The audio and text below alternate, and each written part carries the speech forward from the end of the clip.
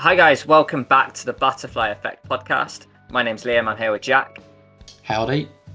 And today we're going to be doing a bit of an odd one. We're going to be reading some comments regarding whether Life is Strange is actually a terrible game.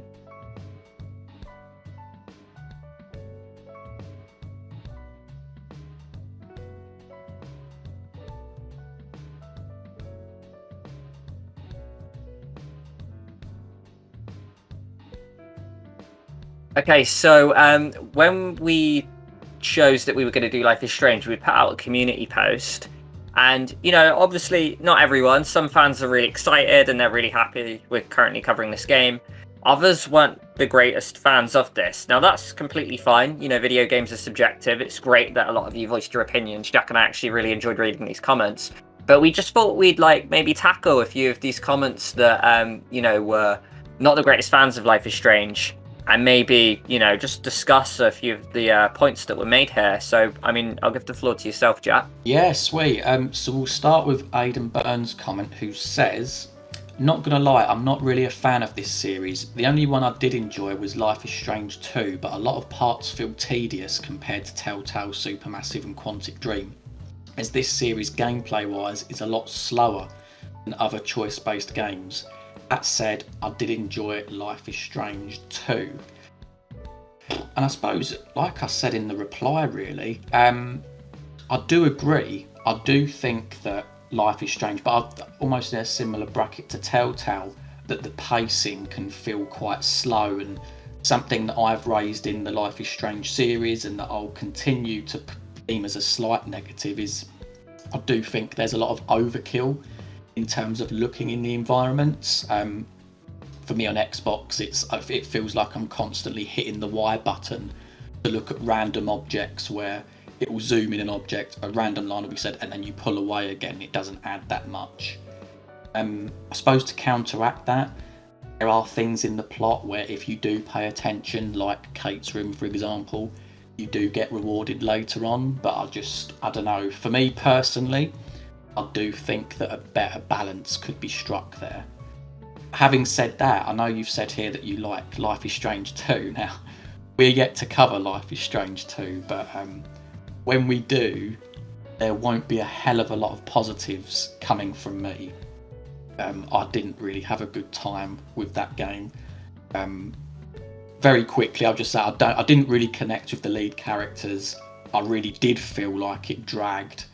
And what Life is Strange 1 had so much going for it, with the different story strands, the mystery, the characters, just the whole world. It really worked for me, and it's been a pleasure going back to look at this game. It still holds up as well as it did when I first played it. Life is Strange 2, not the case for me. I've not played True Colours yet, and I do have good memories of Before the Storm as well, but time will tell whether that stays in place. It's interesting as well, because obviously, thank you for commenting, Aidan. And we know you're a long time fan of ours, and you comment on a lot of our videos, so we really appreciate this. But yeah, it's one of those ones as well. I do agree. It's really interesting that Life is Strange 2 is your favourite of the lot, actually, because obviously I'm with Jack here. I did think it was the worst one, but one day we will cover Life is Strange 2, hopefully, and it'll be interesting to discuss. The comparisons between 1 and 2.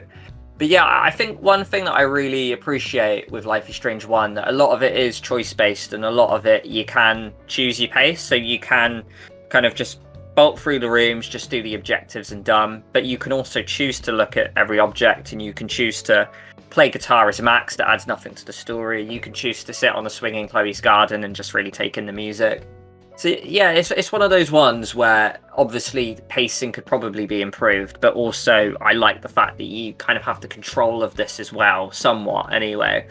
But either way, Aidan, thank you very much for commenting in. That obviously it's subjective. We're not voicing these to tell everyone else to go after Aidan in the comments, so please don't, guys. Good, Anakin, good. Kill him. Kill him now. We really appreciate his comment there. Did say as well that he's gonna still watch the series anyway, so big up, Aidan. Oh yeah, well thank you very much there, Aidan. Next, we've got Toby Keeley, another one of our long-time standing fans. So thank you very much for commenting in again, Toby. He's put, I personally heavily dislike the Life is Strange series. I think Chloe in particular might be one of the least favourite fictional characters of all time, actually. So unfortunately, I won't be able to enjoy a lot of the content you're going to be putting out soon, but have fun with it. Now, obviously, thank you, Toby. We appreciate the comment. It will be interesting because we do cover quite a bit in the series about Chloe's nature, because I've definitely done playthroughs with people who absolutely hate Chloe. You know, at the end of the day, she can be a little selfish, impatient with Max, abuses the power a lot. And, you know, she's a very flawed character. And we do discuss things such as how it's rooted from the abandonment issues. But I don't know, it sounds really weird. I don't know if this is going to be a controversial opinion, but I almost like the fact that she's really flawed and human, because when Before the Storm comes in, it almost explains that. And she has this really beautiful, really well written story arc, in my opinion. So I completely get your opinion there, Toby, but yeah, it's one that we're going to discuss heavily within our analysis series. So yeah, if that is something you'd be interested in, you know, maybe we can sway you, or maybe you can see the points we've got there. I think, yeah, she's such a rich character. I can almost imagine us doing a video exclusively on Chloe, like maybe when we've finished the Life is Strange series, because there's so much to mine there. And you're absolutely right, it's same with me in like the Walking Dead series.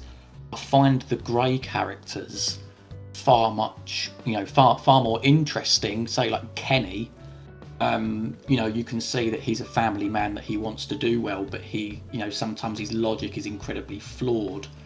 And, you know, because we play as Max, who is a little bit like a blank canvas, because obviously we play as her and we need to mould her with our choices and stuff. But you've got this sidekick in Chloe, who appearances-wise is very different to Max.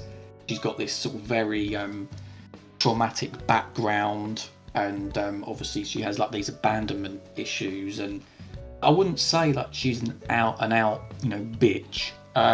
She does have redeeming qualities to her as well, so I really do feel like that she could be someone that we home in on, you know, in a future video, mate. Yeah, I mean, that is a very good point, and I wouldn't mind doing a Chloe video. If you guys are interested in having a Chloe exclusive video, if this video gets 200 million likes, we'll do that. So yeah, be sure to get liking and subscribing, guys. Just set a really unrealistic standard. And so like the final comment that we've got here is from Icy, who says, rather bluntly, Life is Strange is one of the worst games ever. So I then replied, oh wow, haven't heard that before, what makes you say that, Icy? And she says, characters are disgusting, stereotypical, I hate the main character Max, I hate Kate. Chloe's the only good thing about this disgusting game, but you probably hate her, and this game has one of the worst fan base of people ever. So, I mean, first thing I'd say is that, I mean, I'm sorry that you have that opinion, because in my humble opinion, I think that Life is Strange is a very good game, a very good story. I like the wide cast of characters that it has. I think that sometimes, especially in video games, but even in movies, stereotypes are purposely used because they're used in such a way that it helps distinguish one character from another. You know, going back to say like Little Hope, for example, where we say that they're all fairly bland, we almost blanket the whole lot with bland. Whereas you could say with like Life is Strange, you could say, oh, Victoria's the school snob, you know, Max is sort of like the awkward dorky kid, Chloe's like the punky one. Like, do you know what I mean? It's easy to distinguish between them. So on the one hand, I agree with you, but on another hand, I'm like, I can understand why. And you know, people, there's a lot of people. There's, you know, they're very different. The one thing I'm gonna wholeheartedly say is I hate Kate. Like, I really don't know why that is the case. So if for whatever reason I see you are watching this video, do let us know in the comments, because I'd be really interested to know like what it is about Kate's character that you really sort of disagree with. And as far as the last point, like Chloe, I mean, as we just touched on before, I really like Chloe's character. I think she's got depth to her. I think that she's a good. She plays off Max very well. And I think as well you get to see her again in Before the Storm, and that just adds to her whole narrative and arc. So I feel like she's such an important part of this Life is Strange series. Yeah, just to say, to echo what you said with the Chloe thing, I think, with Before the Storm as well, it really builds up her character even more, to the point where I'd probably go as far to say as she's my all-time favourite Life is Strange franchise character. I absolutely think Chloe's a really well-written masterpiece of a character. I mean, disgusting and stereotypical, yeah, you could probably say they are. We've got, the nerds, the jocks, the, artsy people there, the science geeks, so you're completely right. There are stereotypical ones, but I quite like that, and if at university, you do get those stereotypes. So I thought it was done quite well, and I don't know, I couldn't help but play Life is Strange, and I related to a lot of it. So I think it was written really well from a really genuine place where I do think they put a lot of research into it. As for hating Max, I mean, I really like Max. I think she's just a great choice for a main character. Whether it's because, you hate the whole, fake artsy, sort of selfie-ish, kind of what's the word, hipster-esque character. Maybe that's why you're not a fan of Max. And, sure, there's people like that go really OTT.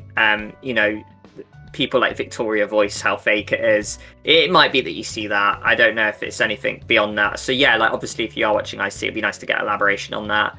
And yeah, as for the I hate Kate, I just can't help but obviously I respect it's a subjective game, but I just don't see what there is to hate about Kate there. She's just this absolute innocent victim who got OD'd, and I just can't help but feel really sorry for her. And episode 2, Out of Time, is one of my all-time favorite episodes for a video game ever, because I just thought it was really deep and dark, and it hit me in emotional ways that no video game kind of has. So yeah, I absolutely love Kate, and yeah, I just think she's a great character. But nonetheless, I see though, it's quite a brave thing to do, to voice that level of opinion on an online platform. So I do appreciate that you voiced these things. So yeah, obviously it would be nice to hear from you again. Yeah, sweet. And again, just to reiterate, by no means is this video dogging on the people that we've mentioned, because they've raised negative opinions about the game. Quite the opposite. We actually welcome the negative opinions, because do you know what I mean? It invites us for a discussion. It's not all rose-tinted glasses. This is a perfect game. We get to appreciate all of that, but also we get to sort of pick out certain flaws. Maybe someone might raise something in the comments where you sit back and think, oh yeah, they've actually got a point there. So yeah, again, thank you to all of those people who left them comments, as well, of course, to the others that left very glowing comments on Life is Strange on the announcement post as well. But yeah, I think we can wrap it up there, mate. Yeah, thank you again for commenting in on those opinions, guys. Yeah, like Jack said, we don't mean to put you in a limelight where our other fans can get you. We're trying to expose you, and then we're saying, I'll get him for saying these negative things. But yeah, we really appreciate it. Like Jack said, it helps us with the content. It helps us kind of do critical thinking, which is what Butterfly Effect Podcast is all about. And at the end of the day, Jack and I can make videos on it and get money. So we really appreciate you people. But yeah, otherwise from me, thank you very much to everyone who commented in. Let us know what you think about Life is Strange. Is it a severely underrated game? Is it an overrated game? Are the characters horrible people? We'd love your opinions, guys. Thank you very much for being a fan of the channel, and we'll see you in the next one. See you next time. Cheers for the dollars. Bye, guys.